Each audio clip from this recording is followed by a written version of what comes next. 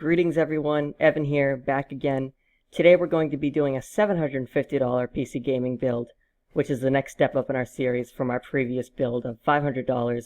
But today, we're starting out with $750 budget, which is, in my opinion, a really good budget to have for a gaming PC. You can get some really quality parts in there, as you may be able to see from the list already. I'm going to go over every part individually about why I chose it and some of the benefits you can get from choosing these parts. And let's get started. Jump right in. I'm going to start with the Intel Core i5 4690K processor. This is basically Intel's flagship CPU, at least for the i5 series. It runs at 3.5 GHz stock, but the K means that you have an unlocked multiplier, and therefore you can overclock this CPU to a higher clock speed. Go down here for some specs. Thermal design power is only 88 watts, which is very low compared to, say, an AMD build of a comparable level. 64-bit, of course, LG 1150, quad-core, and lithography is at 22 nm, so very new manufacturing process, very efficient processor to use for gaming. Also includes hyper-threading, of course, so that's always good. To cool that, we've got a Cooler Master Hyper 212 Plus 76.8 CFM sleeve-bearing CPU cooler. The Cooler Master CPU cooler is a very solid CPU cooler. The Hyper 212 Plus and the Hyper Evo are some of the most bought CPU coolers on the market. They've all received very high reviews, and they do, for their price, they do a very good job at cooling a CPU, which is what you want when you're going to be building an overclocking build such as this one. Moving on to our motherboard, we have an ASRock Z97 Anniversary ATX LGA 1150 motherboard. Very solid motherboard for the price. Z97 motherboards can run upwards of $150, some of them are even $200, but this is a very good price point. I checked the reviews. It should have no problem overclocking this i5 processor. And in my opinion, it's also a good-looking board. It's not a cheap micro ATX board like we've seen in the past with some of the cheaper builds. It's a full-size ATX board. You have everything that you could really want with a motherboard, especially in this price range. And, yeah, overall, in my opinion, a good choice.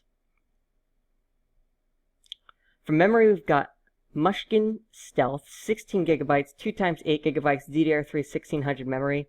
Very standard, nothing really special about this memory. It has quite good reviews, and it's basically just the cheapest memory that's available, at least for a 16 GB kit on PC Parts Picker right now. And why pay more for something that's not going to be utilized? You're just going to pay more for the same exact thing. So overall, very solid memory.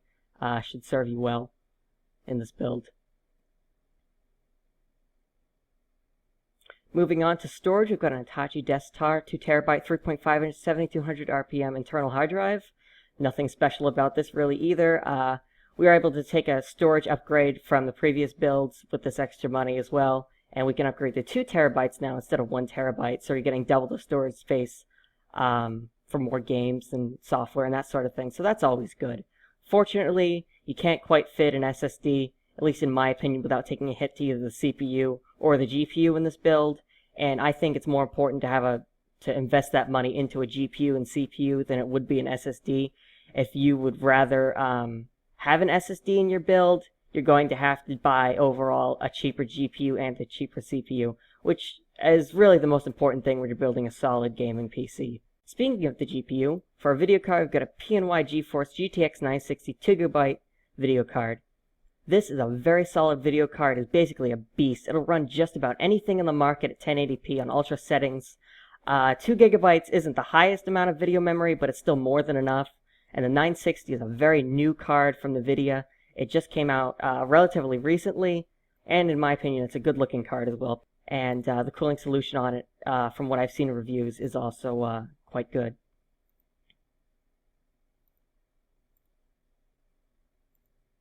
Moving on. For a case, we've just got a very standard Zalman Z1 ATX mid-tower case. Black in color, doesn't include a power supply. Supports ATX, Micro ATX, Mini ITX boards, but we're, of course, utilizing the ATX part of that.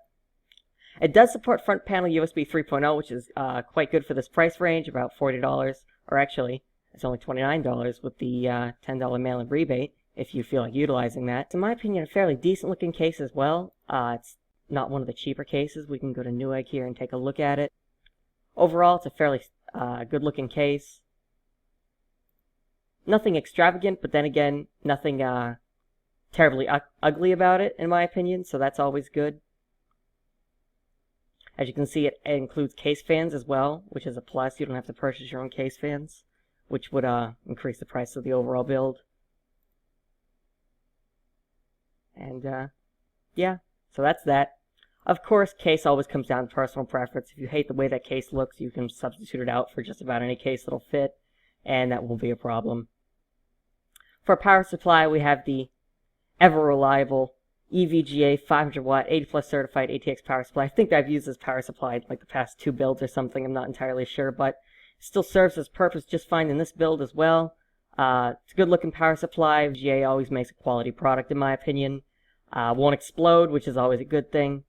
And yeah, just overall a very good power supply. Finally, for an optical drive, we have an Asus DVD CD writer.